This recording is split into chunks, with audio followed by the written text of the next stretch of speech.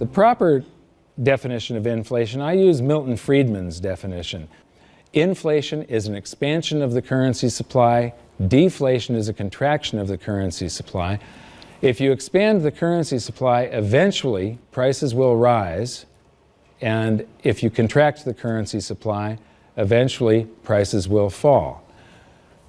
This is a pool, but it's not a pool of water. This is the currency pool. And these are prices. And if you expand the currency supply, prices like a sponge in water have to rise to suck up the excess currency. Governments never stop printing more currency and adding currency to circulation. Therefore, prices keep on going up, not because the stuff that you're trying to buy is changing.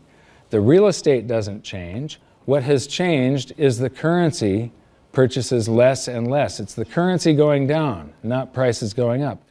I got to show you something here. This is base currency in the United States. This is the number of paper dollars that exist, basically. It took 200 years to go from no dollars in existence to 825 billion. And then we had the bailouts, and then we had QE1, quantitative easing, 1, then QE2, and then we had QE3, and then QE4, and then soon we're going to have QE57 and QE382. And it isn't just here. This is what the Canadian currency supply looks like. This is Australia, South Africa, Russia. Now, this starts out in just the year 2001, and this is like 18 times more currency in existence in a little over a decade. Here's Singapore, same story. Look at that, since the crisis, just bam.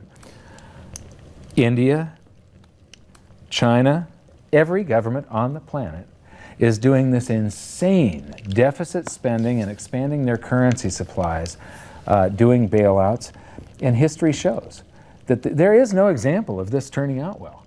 I have directed Secretary Connally to suspend temporarily the convertibility of the dollar into gold or other reserve assets, except in amounts and conditions determined to be in the interest of monetary stability and in the best interest of the United States.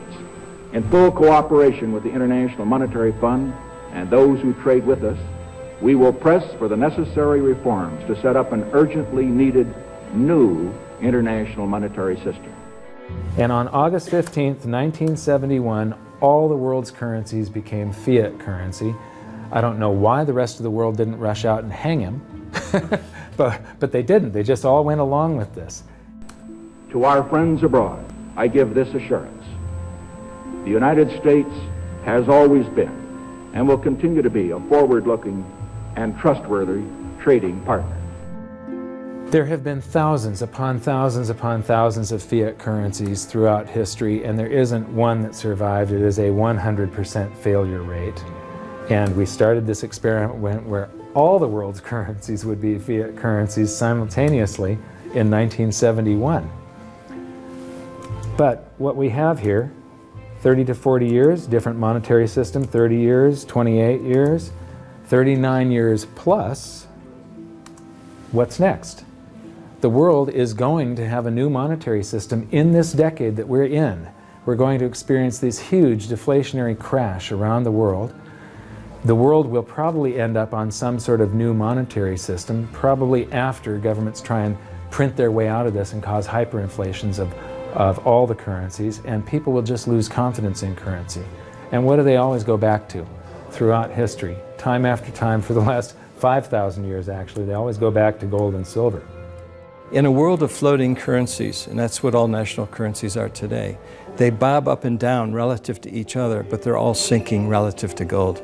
That includes the dollar as well as the euro and the British pound and all the others. They're going to continue to lose value, continue to lose purchasing power.